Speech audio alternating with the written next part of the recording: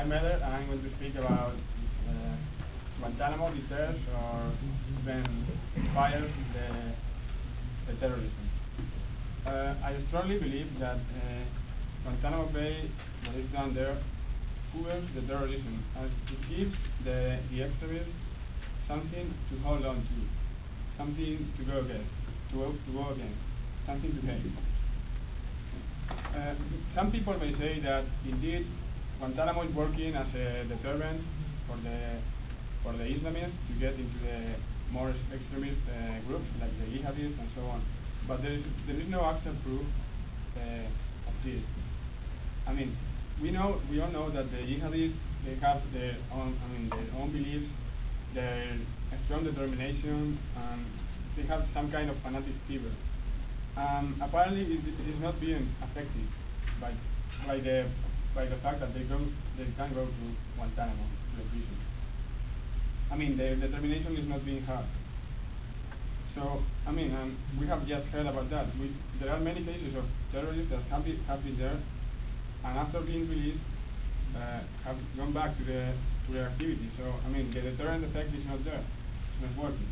For example, we have the case of Abdallah al-Najim that was 4 years in Guantanamo, and indeed when he entered, he was just a low-level Taliban fighter, and he was not involved in serious cases of harm or whatever.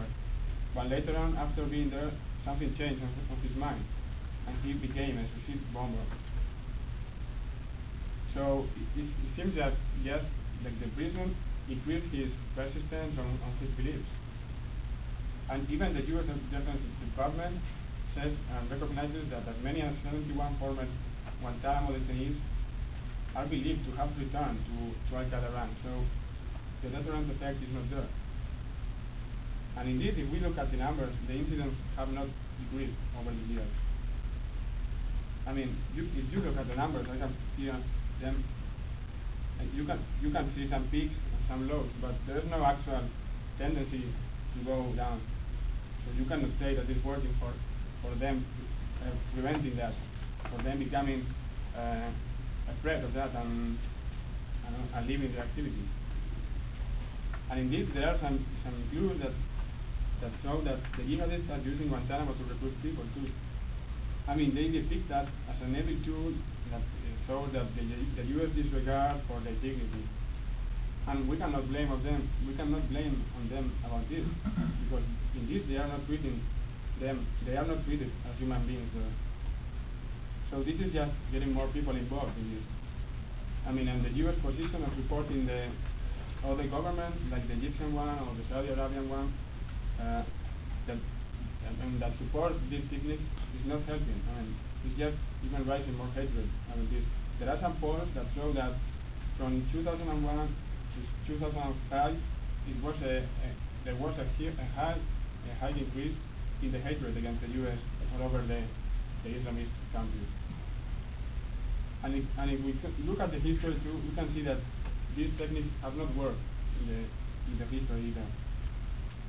For example, the British people tried to fight the IRA with these techniques. I mean, they tortured them, they were interned without trial, and it didn't work.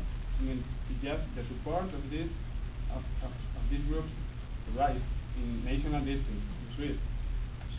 And indeed, the British position was quite compromised in the international position. So it's just like the cycle keeps going with this kind of thing. This hatred generated with the Guantanamo Bay will just bring new people to extremist groups, and they will be fed forever like this. Somehow we are legitimating acts that, as done by the other side, by the enemy, would be classified as terrorism. So we cannot rely on or try to eradicate the terrorism by the way of the war or the torture. Somehow we are being controlled by our fear of the other, of the alien. So even the U.S. is distorting its own democratic principles in this fight, and it's just focusing in the physical one, and it's losing the moral one, the war on ideas. The U.S. should try to focus on giving the young Islamic male a better alternative, a better way of living, and not just something to hate. So Guantanamo Bay is not merely illegal and immoral, but it fools terrorism, and it should never have been opened.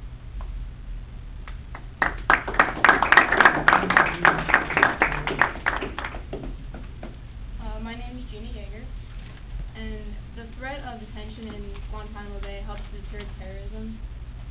This coupled with the lack of trial adds to the fear of a place and thus denounces terrorism. The whole basis of terrorism is formed upon an ideology, a fundamental belief, and it stems from indoctrination.